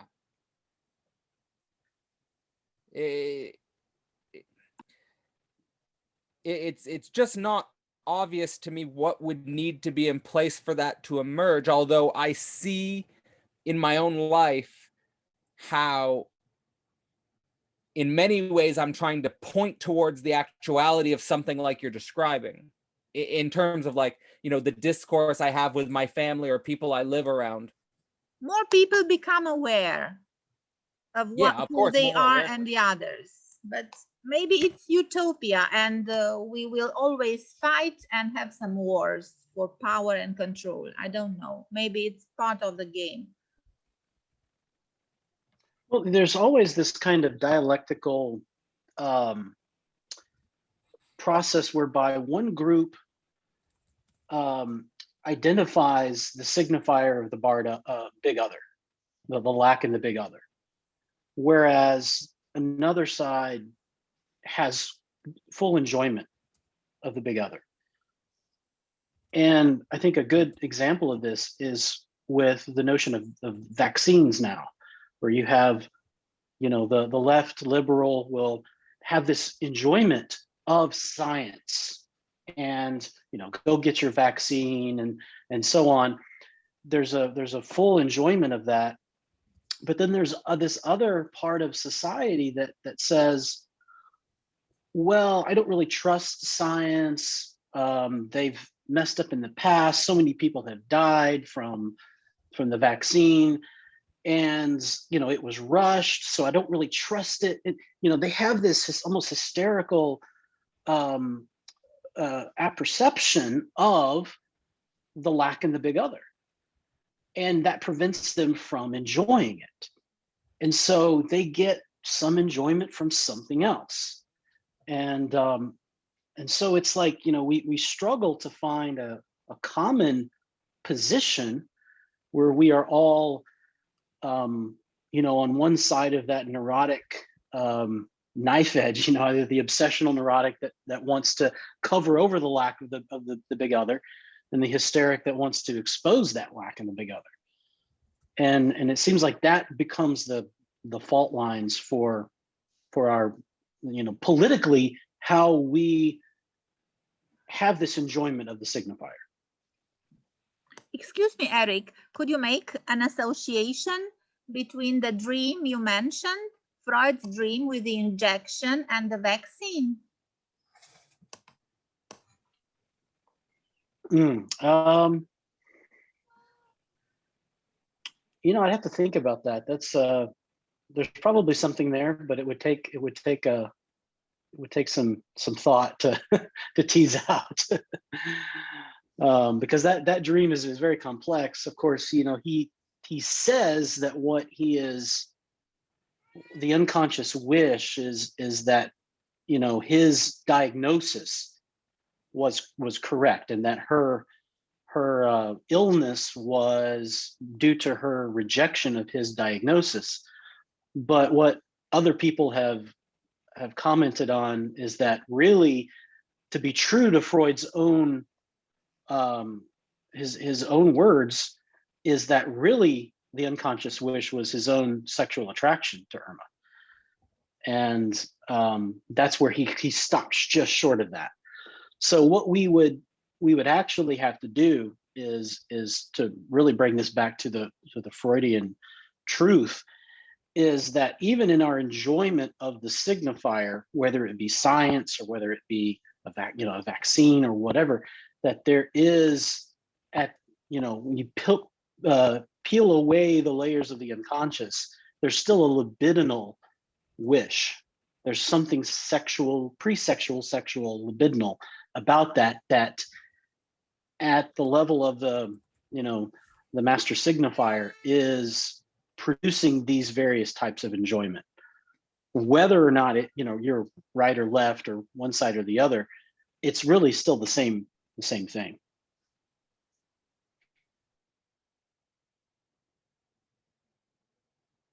In regards to the utopian discourse here, I'd like to also highlight the relevance of like discussion on relationships, like love relations. Yeah, whenever I think about,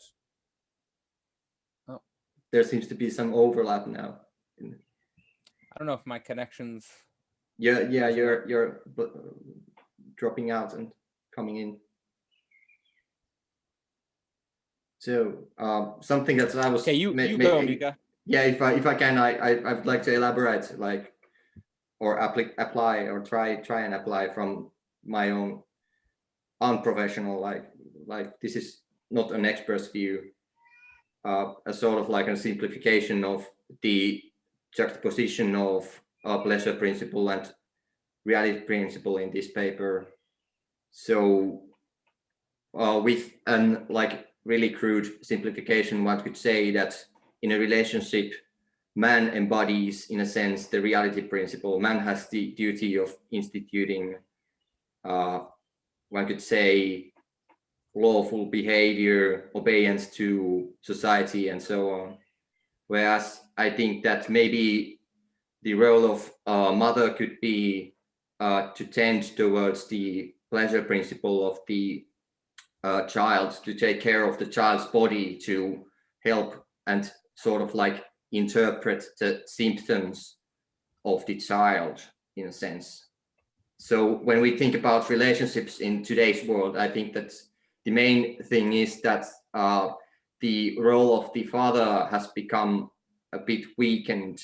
Today, father is sort of like obliged to enjoy, in the sense that the baby would enjoy the body.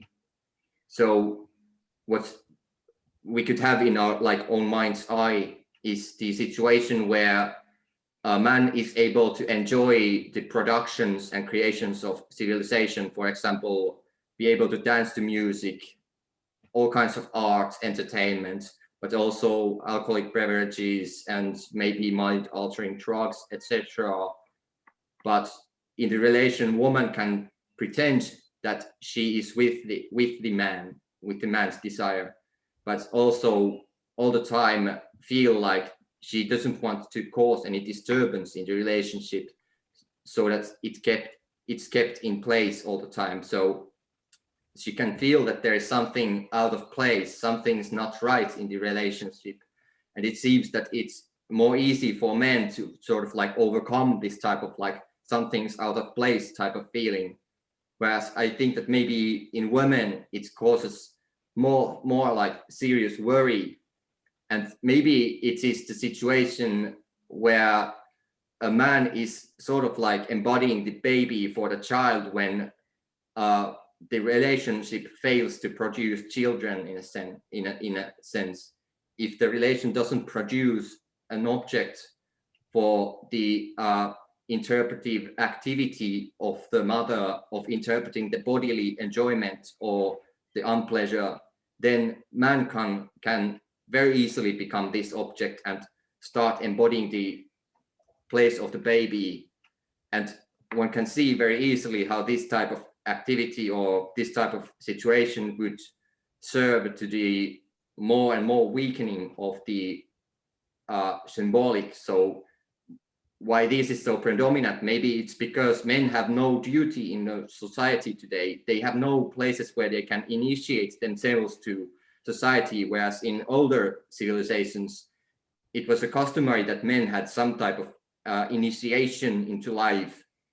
And even today, we have in some countries, like in Finland, where I live, we have a mandatory military service, and it's a big game of antagonism, whether or not we should have this. But it's a problem that we don't have some kind of introduction of the man to the symbolic, because what I see happening in many relations is that the man sort of becomes the baby whose bodily enjoyment is in the constant interpretive activity of the relationship, and women can feel really out of place in these type of situations. But yeah, Mika, I really like what you're saying there, and what you're doing is you're kind of mapping male and female, or mother and father, onto the pleasure principle and reality principle.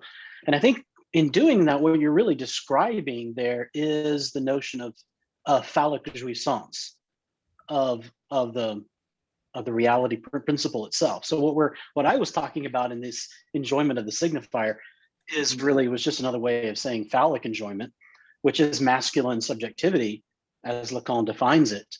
And this kind of breakdown, as you're describing, of that phallic enjoyment. In other words, we no longer have those object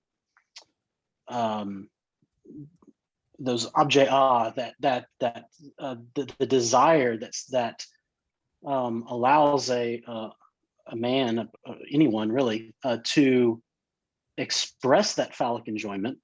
And so there's a reversion there to the drives, right? In their kind of infantile sense, and I think Fink describes something like that in where he talks about perversion. I believe it's in perversion or psychosis, where in some cases, a father can actually compete with the child for the attention of the mother.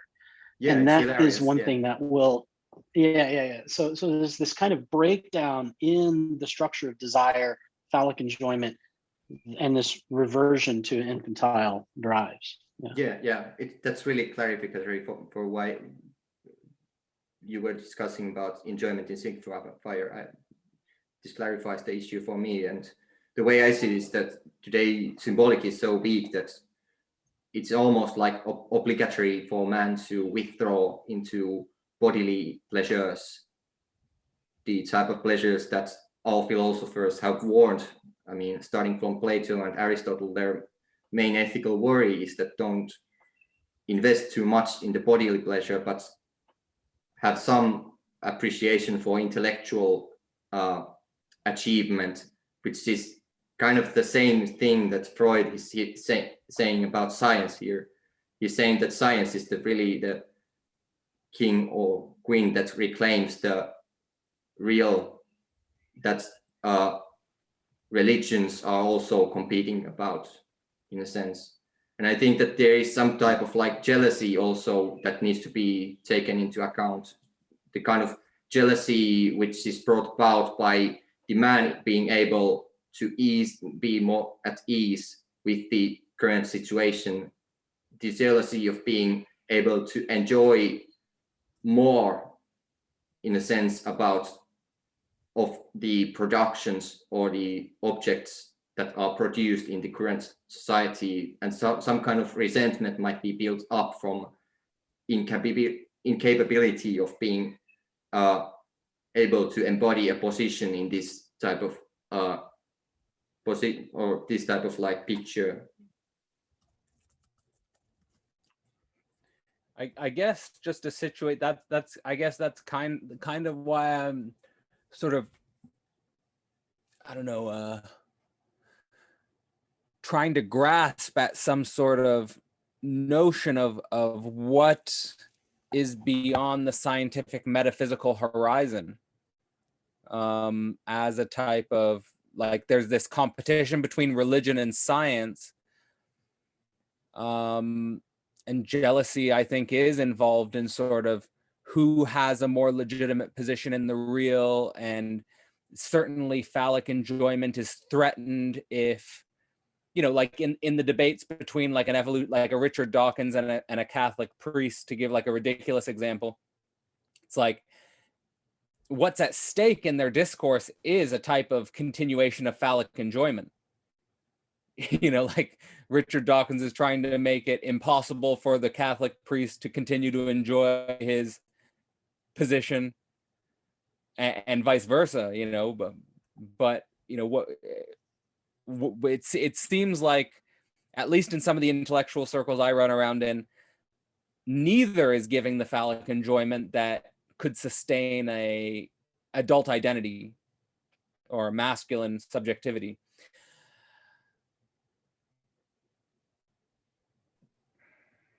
And what would be the role of the woman? La femme n'existe pas in this fight between different ways of enjoying masculinity. In some sense, it's like which metaphysical horizon can legitimately contain woman, you know, because the religious metaphysical structure did contain woman. In some sense, the scientific humanist universe has contained woman, but again, I think that there's signs that this universe can't do it anymore. Like I would point towards, for example, like science fiction movies, which are always representing artificial intelligence or robotics as a woman that breaks free and escapes our grasp. And that might be sort of like a foreshadowing of this sort of breakdown of scientific metaphysics. So you are sure? So the men, they think that the woman can be contained. Well, the woman can't be contained, but I'm saying what metaphysical it's not a total containment, but it's a type of containment that might make the types of relationships that Mika's pointing towards once again manageable. Or, you know, when he's saying that the boyfriend or the romantic partner becomes kind of baby-like or infantile if he can't give the woman a baby for her own enjoyment. That the boyfriend himself becomes kind of infantile.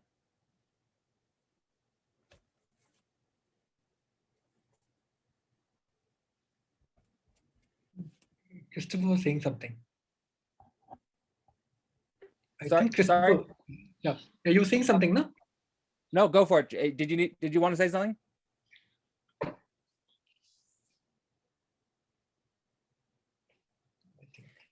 Eric's left. I'm just gonna say, like, maybe if anyone here has questions or comments about these two papers, raising a new topic, just do so now, because we're gonna wrap up in about 10 minutes.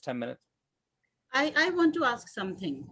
Sure. So yeah, it's a very basic question which comes from my difficulty in reading a text. My training is in sociology, so I have a lot of difficulty in reading some of these things.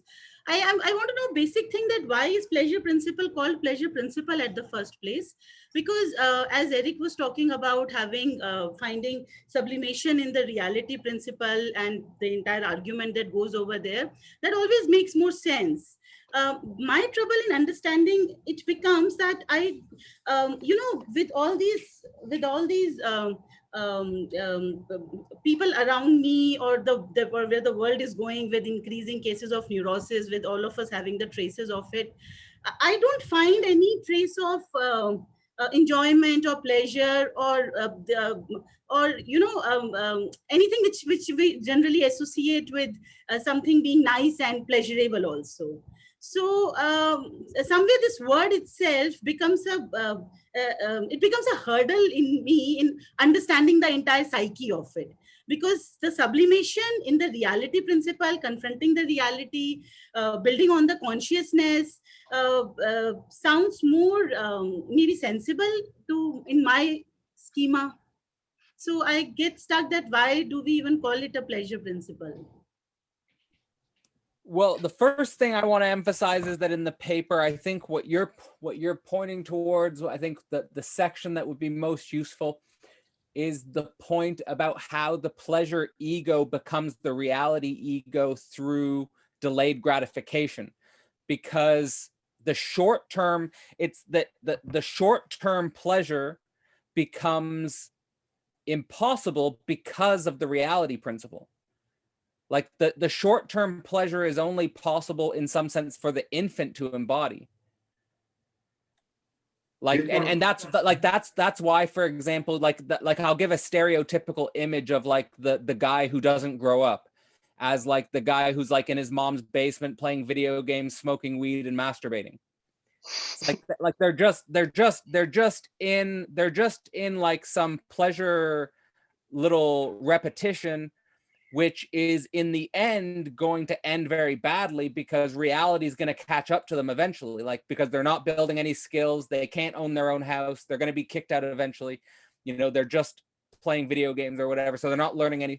So there's a way in which the transition from the pleasure ego to the reality ego is the ego which gets enjoyment in the way that Eric was talking about, where you get enjoyment from the renunciation itself. Like, for example, like the good example about like the monk who's fasting is enjoying the lack of food. Like they're not suffering, they're not in unpleasure from not eating food, they're in pleasure from the lack of food. Like it's like this paradoxical reversal. Like, and you can have this, for example, in like, we need a metaphysical, like, so if you have like a generation of boys who aren't growing up, it kind of means that they don't see the metaphysical structure or the symbolic order that could hold their sublimation process. Like where they could get enjoyment from, for example, being a Catholic priest or a scientist or whatever it is that's like holding all this energy. That might make it quite clear, but I was thinking that maybe the impression when reading Freud is a bit more complex or difficult, since he is in a way discussing the genetic account or genetic theory about emergence of consciousness in a way which is repeated in his later works about drive. And here he's talking about primary processes as the residues of a phase of development in which they were the only kind of mental process. And maybe we can say that the pleasure principle is just like a logical presupposition for the theory. It's something that has to be presupposed to be at the beginning, since in the beginning, in Freudian picture, there is only the avoidance of unpleasure and seeking pleasure. And in this sense, it becomes quite abstract. It becomes like really difficult to grapple. But maybe if we follow the way in which Freud contrasts this primary process to secondary processes, he is saying that learning to discern sensory qualities in experience, this is secondary to the primary processes. So consciousness, which results from this type of discriminative activity of perceptual functions and later thinking functions, which are built on perceptive functions. If we think that there is something in the bottom of like seeking of a pleasure and avoiding unpleasure, then it's in a way handy, since we can apply it to the type of situation of the guy eating Cheetos at the basement. But also we can think of like the most primary or the like simplest forms of life itself at the same time. It's perhaps the most abstract model, but it doesn't make it invalid that it's so abstract. It's reality principle. Sorry, can you repeat, please? Well, I was saying that the pleasure principle in a way creates the limits of whoever's experiencing the reality principle in its wake.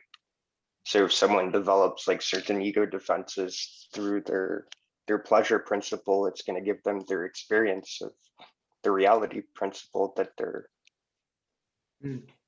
faced with. Yeah, it sounds like the type of notion of pleasure principle, it's a necessary presupposition in this situation also, which helps in an operational way to explicate these type of situations. Yeah. I think one easy way to think about this question is that pleasure principle is nothing but movement from animate to inanimate. It's nothing else. It is the dead drive eventually. It is, if you have to explain the fact that how does life move towards something, you have to include this movement towards death in some sense. Then pleasure, in a certain sense, is seeking of immediate pleasure is the completion of one dead drive cycle in some senses. The question then becomes, what Jyoti you're trying to ask, and something we need to think about is, in what ways do we then find, what critical ways do we find to hold this dead drive in tension? And in what ways do we find this delayed gratification being possible for us? That is where we find reality. There's no other reality outside that domain. So there is not pleasure principle and then reality principle, as Eric was pointing out to us. Reality exists within a negotiation with the pleasure itself, within a negotiation with that drive towards death itself. So the problem is not about pleasure principle in that sense that there is a pleasure principle, then there is sublimation. They are not in opposition to each other. The problem actually is that you have to find certain essence of sublimation or life or reality, whatever you want to call it, at this level, within the state of tension of pleasure itself. And how do you go, thinking that problem? Chetan, I have an idea. Because in a way you said something very interesting, that everything is movement. It's a movement of all kind of forms of life or whatever. And in a way, I think we are moving too quick, too fast. And my idea is that the slogan should be less is more. So just stop from the movement and enjoy a state of silence, a state of being present and hearing the other, because in this crazy movement of producing, consuming, pleasure, objects, whatever, filling the lack inside us, faster and faster and faster, and never enough. We just have to stop. Actually, what you say is extremely important. To stop the movement, and this stopping of the movement has also a transcendental, a metaphysical dimension. There's a very nice book called Speed and Politics, where this question of speed is extremely important for our current times. How do we slow ourselves down? That's an extremely important question for current philosophical climate, which we can get into, but it's totally another discussion. But first of all, slow speaking, slow thinking. So can we speak about like the orthopedics of the ego? So yeah. Sort of like becoming what about the child's friend with the part of the healthy ego? Yeah. What about the child's experience and death of himself instead of the death of like the father of the primal horde that's still being searched for?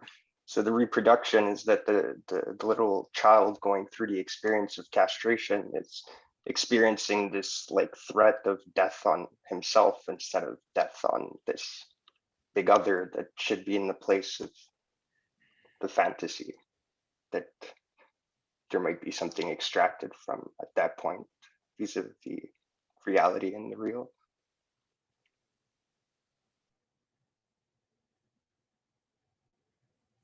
So not that fantasy goes directly and reproduces itself as wished for, but that from that wish fulfillment, there's something of that experience that someone goes through in the real.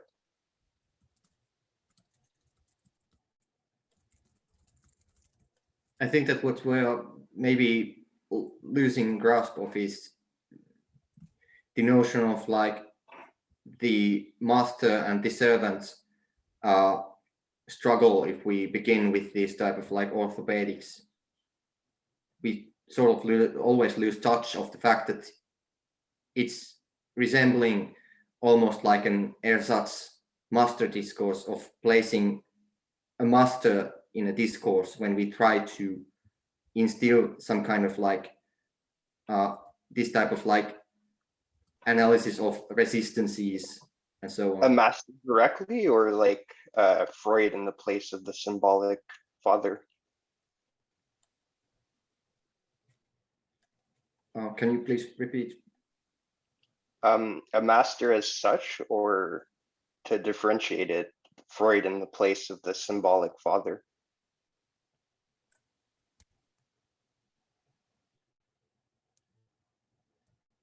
Well, I don't know, maybe I'm not that sure, but I think that the activity of like trying to sort of like spoon feed some type of teaching is what we need to be worried about. And it's sort of like trying to embody the position of the master, but it's trying to at the same time be friendly towards the servant, if I might be as simple as I can.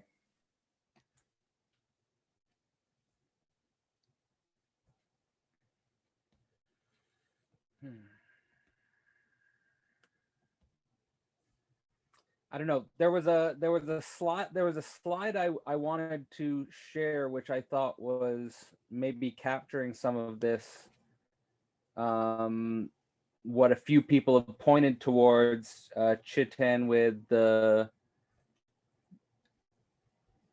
tension of pleasure, which is at stake, and also this notion that Jayati was pointing towards with this, the simplicity of the pleasure principle, which is basically just that when we're dealing with this transition from the substitution of pleasure for the reality ego, I think what's involved here, he says, is this safeguarding of pleasure and delayed gratification. And maybe we need like new master-slave dialectics when it comes to safeguarding pleasure and delayed gratification. Also, what Alexander was pointing towards with slowing down and silence is kind of like, we need to, I would say that's what like I would be pointing towards with the need for a different metaphysical or symbolic order beyond religion and science to basically deal with the direct tension of the pleasure principle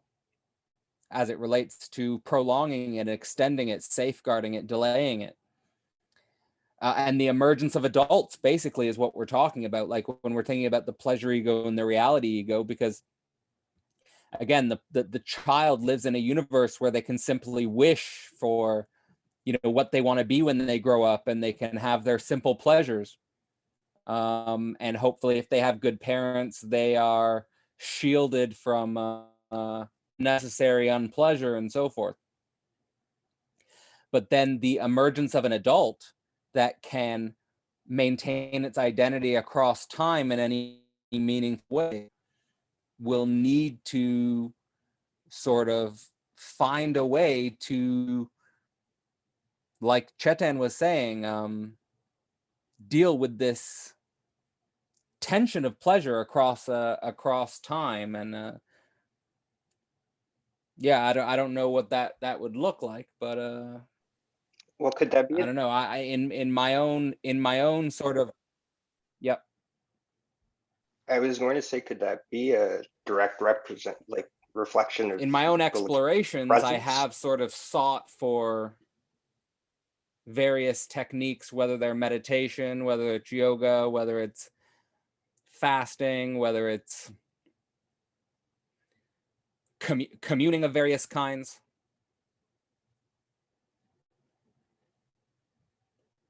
Abstinence as well, I suppose.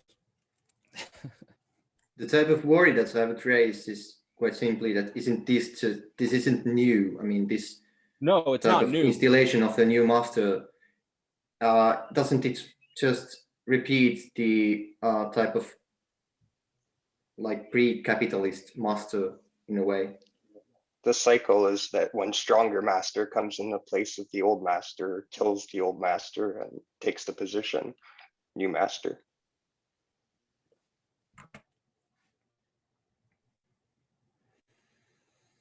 The only way to break out of that would be to sort of break it down to the level of your own self-relationship, where the master and slave dialectic is occurring inside your own psyche.